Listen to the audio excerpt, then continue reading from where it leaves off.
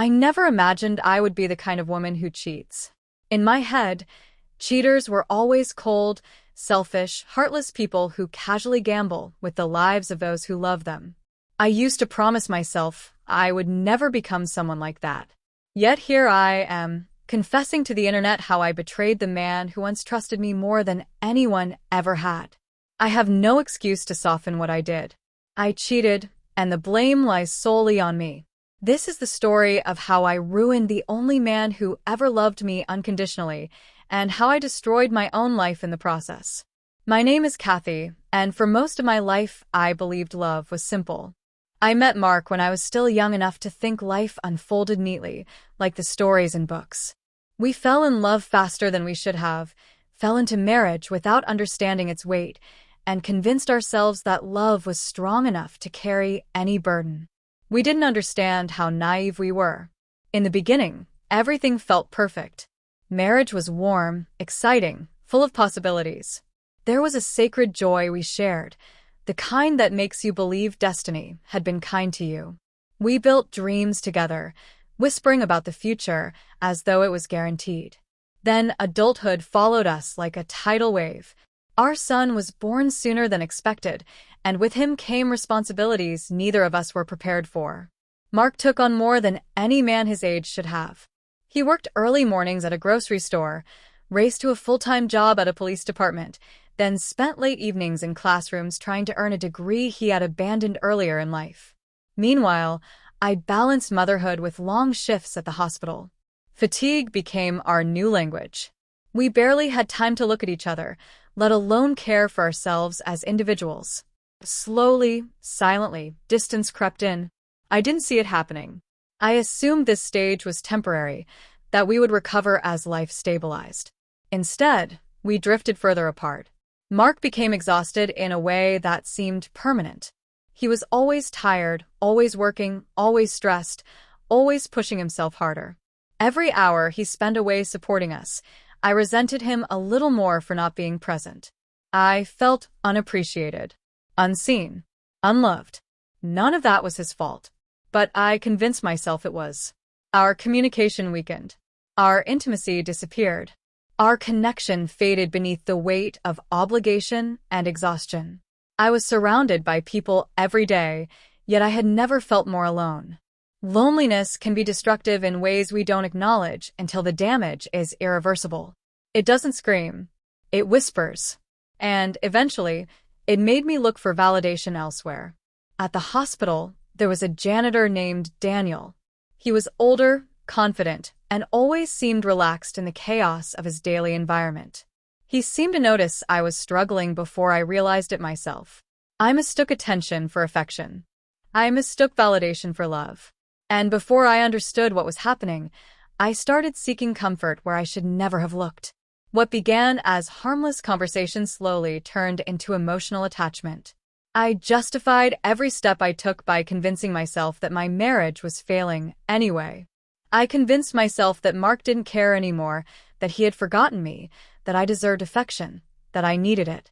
These thoughts became my shield, my excuse, my justification. And like every betrayal in history, mine started with convenience, continued with secrecy, and exploded with consequences. I crossed the line quietly at first. A look that lingered too long. An unnecessary lunch together. A shared moment that should have never existed. I didn't see myself falling until I had fallen too far to climb out cleanly.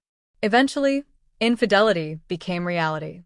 I betrayed my marriage without hesitation or clarity. I ruined something sacred for something temporary and meaningless. While Mark was exhausting himself trying to secure a future for us, I was destroying it behind his back. Instead of communicating what I felt, instead of fighting for what we built, instead of being patient, I chose the easiest path, the one that required nothing from me except selfishness. The guilt didn't come immediately. It came later, when everything started collapsing around me. The distance between Mark and me widened until it strangled whatever remained of our relationship. Our arguments grew sharper, colder, more frequent. I blamed him for everything I lacked, something I now deeply regret. He had no idea what I was doing behind his back, yet I punished him for my decisions. I became the worst version of myself. There is a moment, a single moment, when you realize you've destroyed something precious beyond repair. Not during the affair, not during the lies, but during the aftermath. That moment came the night our marriage finally fell apart completely. After weeks of tension, guilt, and resentment, everything erupted. I said things that cannot be taken back. My anger hid the shame I refused to face. And with that, the life we built together ended violently, emotionally, and thoroughly. Mark walked out of the home we shared, and something inside me cracked so violently that I felt like I had lost a part of myself forever. That was the night I realized there was no turning back. Not for him. Not for me. Not for us. I had crossed the point of no return. And the consequences were only beginning. The night Mark left our home wasn't the end of my marriage. It was merely the beginning of the destruction that would follow. I had spent the first half of my marriage taking his stability for granted. I spent the second half dismantling it piece by piece. But the collapse that came afterward was far larger than anything I had imagined. It was one thing to betray him in secret. It was another to watch the world discover what I'd done. Guilt is a quiet poison when only you feel it. But when others see it, shame becomes unbearable. The morning after everything exploded, I remember sitting at my parents' table unable to eat. My mother questioned me relentlessly, demanding explanations I couldn't give without exposing the very truth I was too ashamed to admit.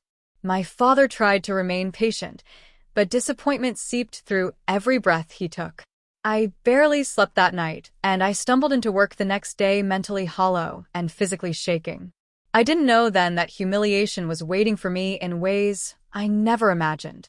At the hospital, whispers followed me before I even knew why. Something in the air was different. Eyes lingered too long. Conversations stopped when I approached. I assumed it was my exhausted appearance, or perhaps the weight of my emotional collapse showing through my trembling hands. But then, around midday, reality struck in a way no one prepares you for. My betrayal became public knowledge in the worst possible environment. What I did in secret became the circus spectacle of everyone around me. The moment a legal document was handed to me at work, reality shifted. Not only was I being divorced, but the reason behind it, my infidelity, was no longer private. My coworkers learned the truth, and suddenly the walls felt like they were closing in. I had taken a private wound and turned it into a public execution. There is no humiliation like being exposed publicly for the worst thing you've ever done. Fear collapses the lungs. Shame paralyzes the body. Humiliation crushes the soul. In an instant, I wasn't simply a woman who had made a mistake. I became the object of ridicule, disgust, pity, depending on who was watching. In the days that followed, everything unraveled rapidly. My employer terminated me without hesitation when they learned the details surrounding the affair. The hospital deemed it inappropriate, unprofessional, and unacceptable in their environment. I had become a liability. Once more, my actions hurt more than myself. They infected every aspect of my life. I wanted desperately to undo everything, but regret doesn't work like that. Regret only lets you replay every mistake with increasing clarity. As I lost my job, my marriage, my security, and the respect of those around me, an emotional breakdown began tightening its grip around me. There were days I couldn't move from the bed. Days where I cried until my chest hurt. Days where I wished time could reverse itself simply, so I could choose differently. The affair I had justified so confidently suddenly felt pathetic and meaningless against the destruction it caused. Every consequence came sharp and unforgiving. My in-laws learned the truth, and disappointment radiated from them like heat. They struggled to accept what I had done to their son. Their grief was a mirror reflecting everything I hated in myself. The truth made my parents feel like strangers. My mother alternated between anger and denial. My father struggled with shame, shame that his daughter became the author of such a devastating betrayal. Being surrounded by disapproval felt suffocating, but I knew I deserved it. I destroyed something sacred and irreplaceable. Mark took immediate control of everything that mattered, because someone had to. He went to work, took care of our child, handled legal meetings, financial decisions, future arrangements, everything I should have been stable enough to participate in. I was collapsing while he continued functioning under unimaginable pain. This is something I still admire about him to this day. He wasn't perfect, no one is, but he never used my destruction as an excuse to abandon responsibility. The guilt ate away at me until functioning became impossible. The loneliness I once believed I suffered at home became microscopic in comparison to the loneliness that followed the affair. My isolation became total. My identity decayed. I lost my sense of worth. My mental health deteriorated to a level I had never known. But the consequences expanded even further. Mark and I could no longer avoid legal confrontation. Custody proceedings became inevitable. Sitting in a courtroom across from the man whose life I had damaged so deeply was a form of torture I don't think I will ever forget. Watching him fight for stability while I sat there as the unstable party was something I will carry forever. At night, alone in that childhood bedroom at my parents' house, I realized something irreversible. The affair wasn't my biggest sin. The biggest sin was choosing to abandon the man who was drowning himself daily for our future, while I sunk us both effortlessly. I wished I could apologize in a way that felt meaningful. I wished I could undo the harm. I wished I could return to the woman he once trusted fully. But apologies don't stitch wounds. Words don't erase damage. Regret doesn't resurrect trust. Every mistake I made accumulated its consequences in ways I never anticipated. I lost my marriage. I lost my dignity. I lost my job. I lost my identity. And worst of all, I lost myself. I had become unrecognizable even to my own reflection. My affair wasn't a moment of weakness. It was a series of intentional betrayals. I am the villain in my own story. And the punishment for betrayal is not temporary. It lives inside you permanently. The life I destroyed didn't belong only to Mark. It belonged to me too. Healing from infidelity is not immediate. It does not happen through apologies, or tears, or promises, or regret. Healing begins slowly, quietly, after a long stretch of painful silence. When the emotional storm becomes too heavy to fight against, the heart stops struggling and collapses. And once collapsed, you are forced to confront the truth in its rawest form. My healing began, ironically, when I accepted I did not deserve reconciliation. After the custody arrangements were finalized and the divorce continued progressing, I began to observe Mark differently. The anger and panic faded, replaced by a painful clarity. I started to see him not as the man I blamed during the collapse of our marriage, but as the man he had always been. A man who tried. A man who sacrificed youth, rest, and peace to provide stability. A man who gave everything he had to a family that I allowed myself to drift away from. The more I accepted responsibility, the more I understood the irreversible damage I caused. I realized I didn't just break our marriage. I broke the sense of safety that comes with trust. I dismantled a foundation someone else worked tirelessly to protect. As the months passed, I saw Mark grow stronger. He became more present for our son, more balanced in his emotions, more composed in his energy. Pain had carved maturity into him that I hadn't realized he possessed. Meanwhile, I was in the opposite state. I struggled to rebuild even the smallest pieces of myself. I attended therapy weekly, forcing myself to explore the reasons behind my actions rather than escape them. I learned that cheating is not always about lust, or excitement, or opportunity. Sometimes, it is rooted in emotional avoidance, in lack of communication, in suppressed insecurity, in self-neglect, in unresolved wounds that get projected onto the closest person available. I came to terms with the fact that my affair was not the beginning of the end. It was the result of the end already forming in silence. But realization does not reverse consequences. And no matter how deeply I regretted everything, the outcome remained unchanged. Eventually, Mark started moving on in ways I could physically see. He laughed more. He seemed lighter. He interacted with others openly. He looked healthier. There is a specific pain in seeing the person you broke heal without you. It forces you to confront the truth. You were not the answer they needed. You were the lesson they survived. At first, I struggled to accept that he might find someone new. It wasn't jealousy, it was shame. Because another woman would experience the version of him I slowly destroyed. But when I saw him with someone, unexpectedly something shifted. Her presence was kind, calm, and steady. She greeted him with warmth rather than pressure. She didn't remind him of the past. She didn't embody the wreckage. She represented a clean beginning. And for the first time, I understood something important. Sometimes the kindest thing you can do for someone you destroyed is step aside so they can heal beyond you. Not everything broken deserves restoration. Some things deserve release.